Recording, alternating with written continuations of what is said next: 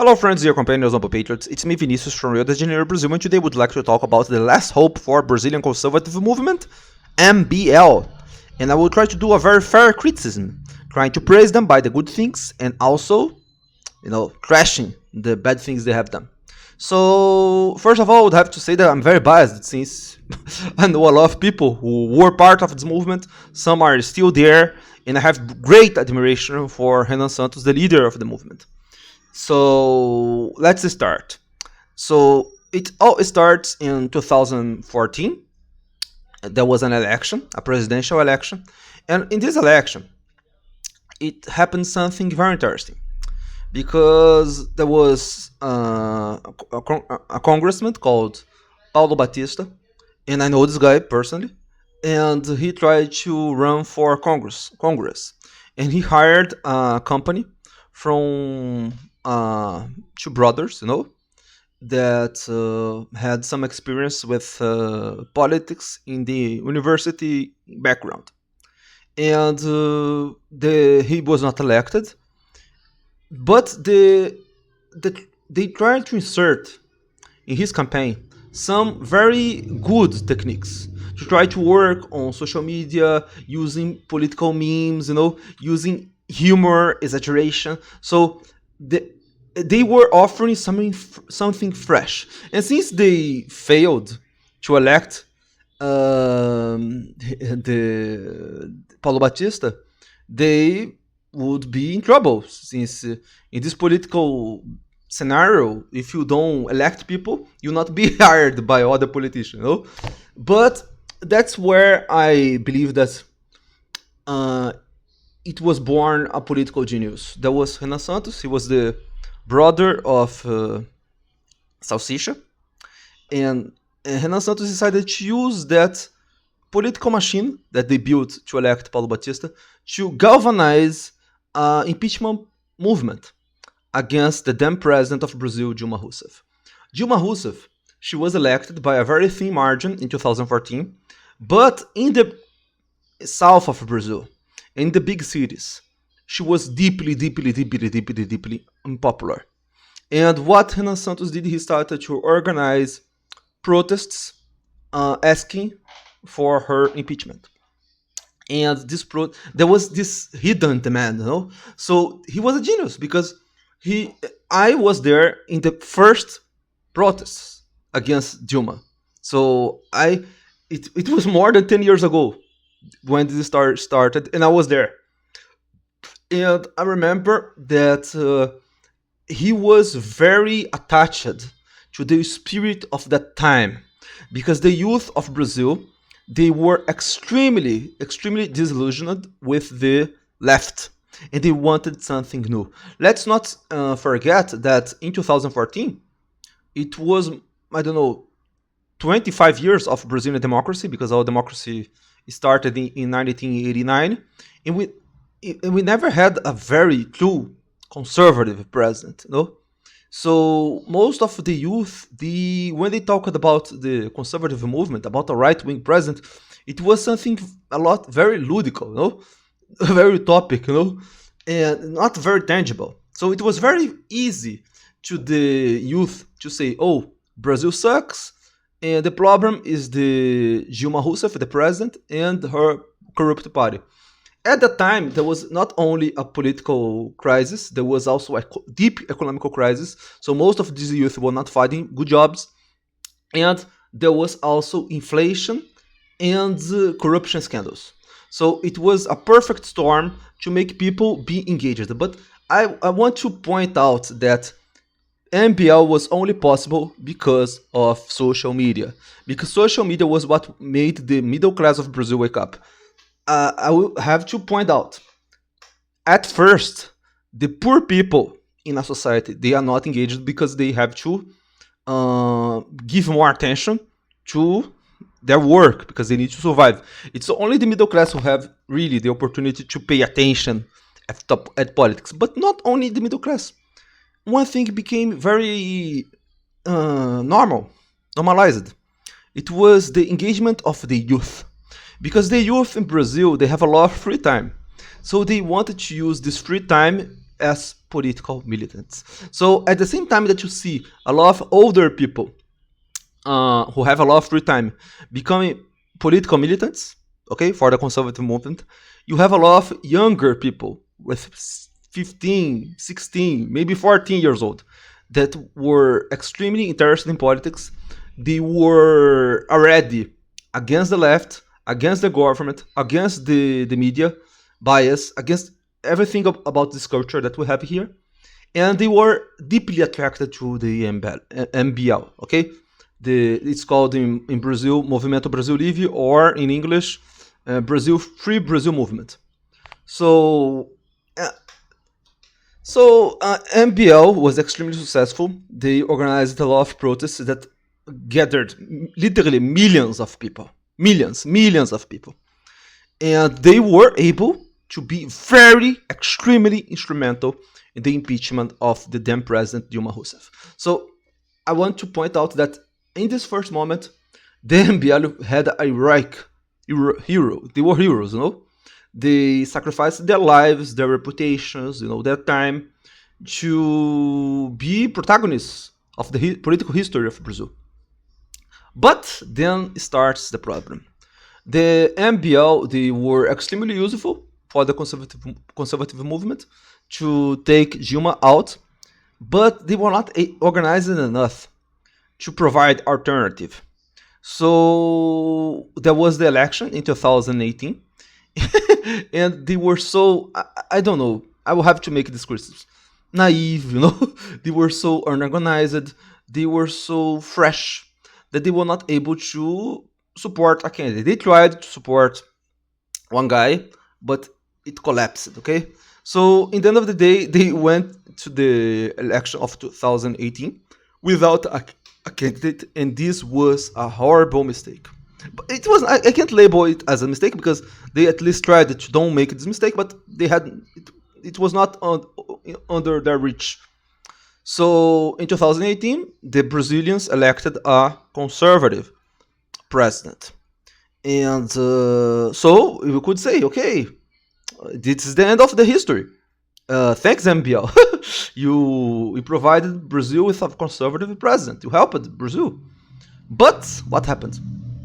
Brazilians elected a far-right, crazy, very responsible leader that had never held a public office before. You had never been a governor or a mayor, so had no political experience. And this lack of experience, made a lot of difference. Okay, because he invested a lot of his political capital in fights he was not able to win. So in the beginning of 2019, that was the first year of this new age of conservatives in Brazil. There was a lot of problems since from the beginning. Okay, because it was very clear that the president of Brazil, this first Brazilian conservative president, he wanted to make a direct clash with the Brazilian institutions, especially with the Supreme Court, okay? And I still don't understand why MBL was so savvy, okay, to become opposition to the former president of Brazil. So in the beginning, so in the first month, you know, not in the first month, in the third month of his administration, the MBL, who was a conservative movement, decided to go to the opposition. What was a great sacrifice. MBL, who was deeply popular, who had millions and millions and millions and millions and millions of supporters, who had a lot of financial backing from businessmen, they going to the opposition, they became villainized, demonized by the conservative movement. They became like black sheeps, okay? So it was like walking in the desert. Between 2018 and 2022, it was a hell to support the MBL. And I can say that because between this time, I was a staunching backer of this movement, okay?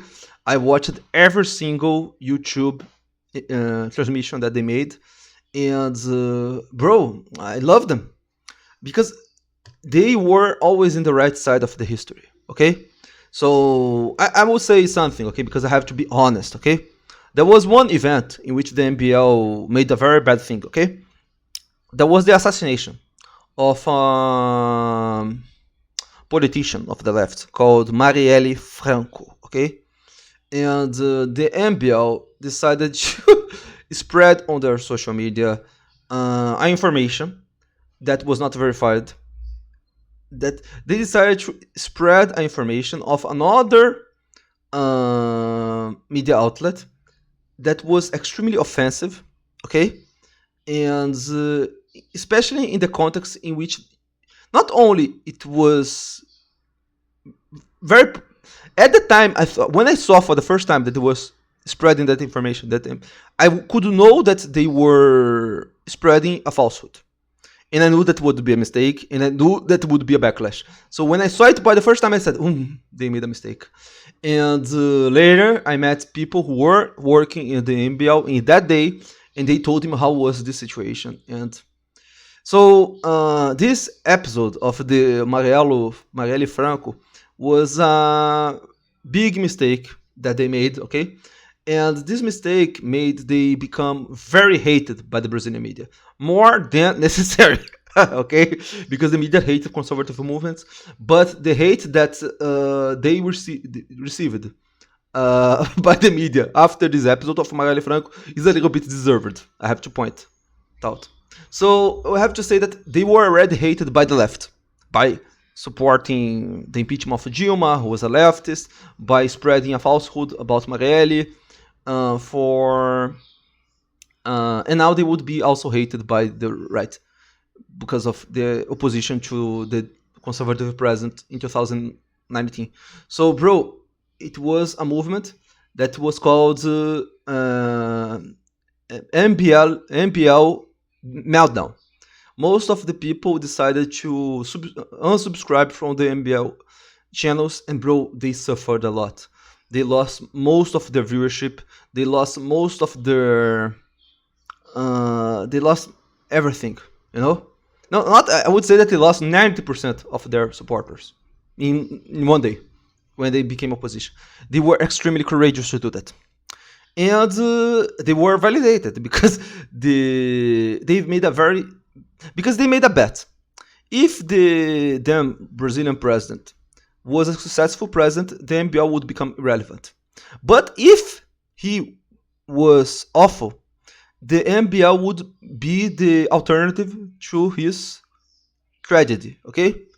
Government. And it was exactly what happened. When there was the COVID crisis, as you may know, the Brazilian president decided to go against the vaccines, to spread conspiracy theories, and in a very courageous way, the MBL, and this is a movement. This is one point in which I say I will be forever grateful for the MBL for being courageous enough, being a movement in the right to support science and the vaccines, knowing that there would be a backlash against them. And until today, there are people who hate them because of what their support for the science in the COVID crisis. So my infinite gratitude for their sacrifice. Then there was the escalation of the fight of the former president of Brazil with the institutions, and it was like this. Okay, there is a law of authoritarianism in the Supreme Court of Brazil. So what would happen? The supporters of the former Brazilian president, they would escalate, and then the president of the Supreme Court would also escalate. So this situation would always escalate, and MBL they had a very curious position because they had to don't support the authoritarianism of the Supreme Court of Brazil. At the same time, they couldn't accept to agree with the plots that the former president was doing against the democracy of Brazil. So they have to attack both sides, no? So they were. So what happens is that I also have infinite gratitude for them supporting the Brazilian institutions and the democracy, knowing that they would receive so much criticism from the most of the right who were supporting the former Brazilian president, and they decided to don't support the former Brazilian president. Today, okay, if you go in a very utilitarian mindset, okay, if you are a conservative movement and there is an election in which you have a leftist against a conservative, even if it is a horrible president as the former one, you would have to support the former Brazilian president because at least he's against the left. So when they said don't vote any one of them, they lost a lot of support from the people who were voting on the former Brazilian president against the left. So if you think only about principles, they did the right thing. But if you talk about utilitarian politics, they made a tragic mistake, you know. So if you talk about utilitarianism, the best thing they could do is okay, this president is horrible, we hate him, he's a disaster for our movement, but today is the last day of the election, we have to vote for him against the left. Okay? If they had done it, it would be so much better for their image, okay? Because today, a lot of people hate them for the fact that they didn't support the former Brazilian president, and he lost for a thin margin. So it was a substantial difference, the fact that they rejected support him. So, and a lot of people blame them for the loss. So, in 2022, especially after the loss of the conservative movement in the election, the MBL thought that most of that supporters of the former Brazilian president would be arrested for their crimes, and they would be the alternative to power. And so far, I think that this process is not so fast as they thought, you know, because there was a big consolidation of the control of the conservative movement by the former Brazilian president. And it's very hard to break it. And the image of MBL is very hurt. I'm talking about, if you talk about people who like politics, most of the people reject the MBL. But if you talk about the people that don't like politics, okay, and you try to explain the proposals of MBL, most of the people will be very open, okay?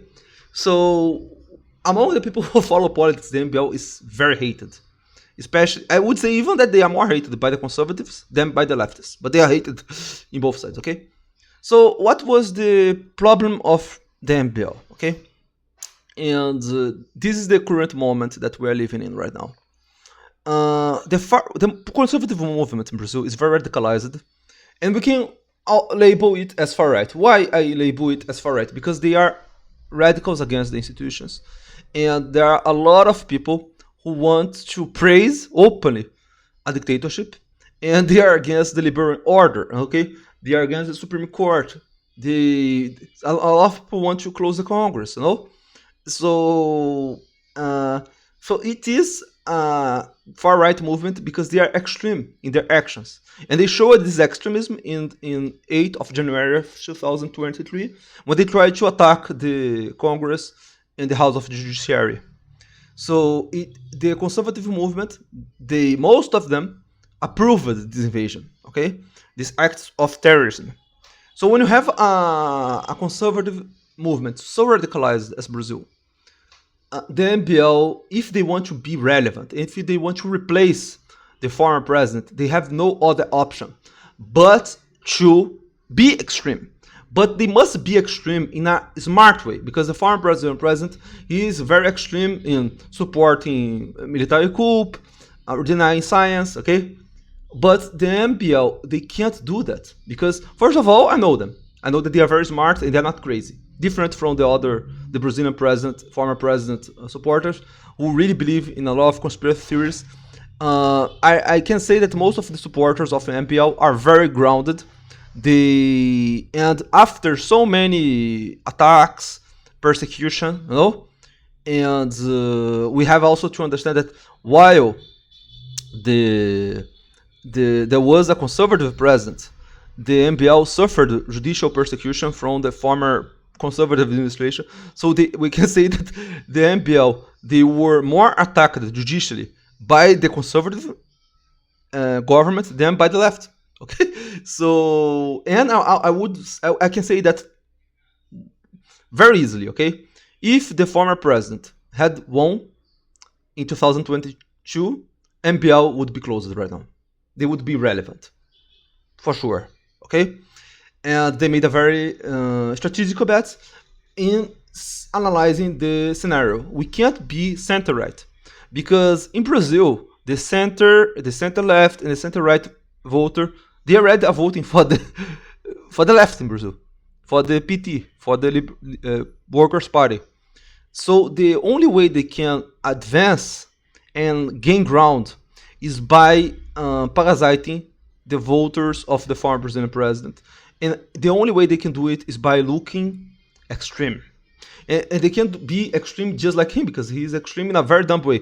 But they can look extreme associating themselves to, I have to say, that's very controversial, antisocial behaviors, okay? So you can see that MBL is opening. There are some, they are going to interviews on human rights channels, okay? So they're trying to open dialogue with people who have opinions against feminism. They're trying to open dialogue with people who have some very extreme opinions about immigration, okay?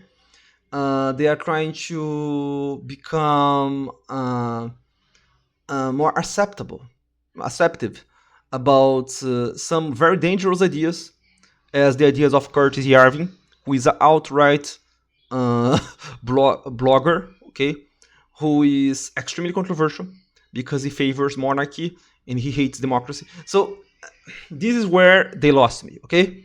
This is where I think the MBL is going too far, but I fully understand why they are trying to go in this path, okay? To become more extreme, but in a light way, okay? In a safe way. So they will support some ideas as let's kill criminals, let's replicate in Brazil the same policies of Bukele in El Salvador. And if everybody have liberal values, you know that Bukele is a dictator.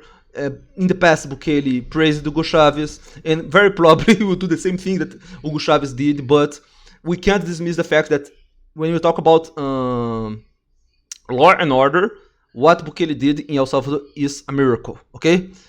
So I can even accept if the MBL said, no, we like Bukele approach to the violence problem, but we have some criticism about some of the positions of him as a democratic leader, okay? No, but this is not the difference that they are making. They say, oh, Bukele is one of big inspirations that we have.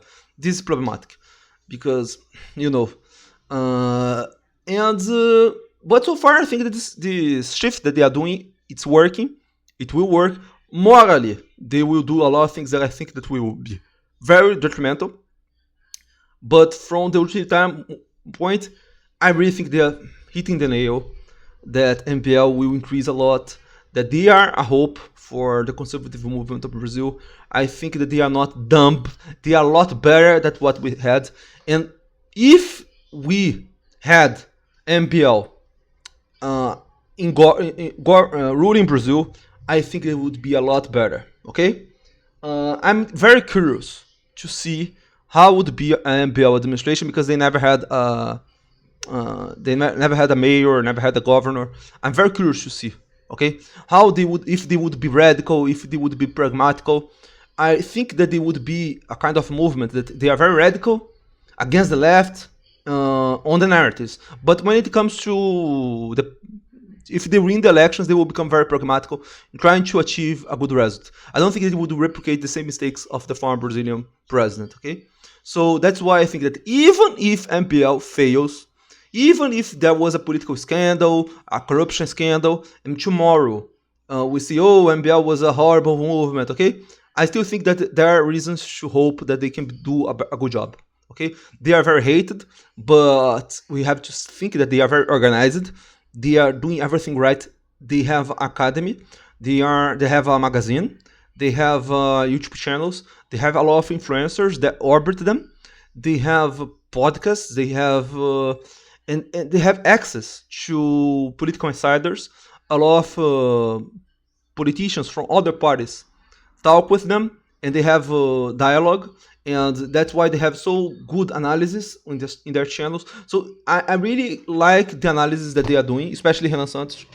And concluding, Renan Santos is candidate for the Brazilian election of 2026. It's almost impossible that he will win. Okay, so let's be very realistic. Of course, I hope that he can have a very good number of votes. Okay, he's an amazing person. He's a businessman. Okay, so he must be admired for what he achieved. Okay, the problem is we know that very probably Lula will win the next election. So how many? What's the share of votes that MBL can achieve? I can say that if MBL achieve 4%, it will be a victory. It will be amazing victory, because if they achieve 4% and there will be a second round, they can be the kingmakers. So this is a very good result. But I wouldn't be surprised if Renan Santos were able to replicate the same kind of narratives that the far right is doing in the America and also in the Europe, to try to galvanize the support of the young man. Okay, and I wouldn't be surprised if his share of votes increases if these young men convert the votes of their families, because young men in Brazil are very motivated, they are very engaged, they follow very much the movement, and if they use this their audience as a political army, they can be extremely powerful. And I really think that I will make a prognostic here. I think he can achieve 10% of the votes in Brazil. It could be revolutionary. Okay, if they achieve 10% of the votes, they become a political force. No, it's a big deal. So I'm trying to. This is what I think will happen. If they achieve 10% of the votes, if they become the majority, they can win among the young men. And I really trust Renan Santos' skills if he in the debates, in the interviews, and using his political machine in favor of his project. Of course, there are a lot of bad things. There are some bad associations with Curtis Yarvin, but what matters is they are doing it because it works, and they know what they are doing. Okay, they know what they're doing, and so far, I hope that they will do a good job. If they do a bad thing, as they did before, okay, I will criticize, and that's it. Until next time.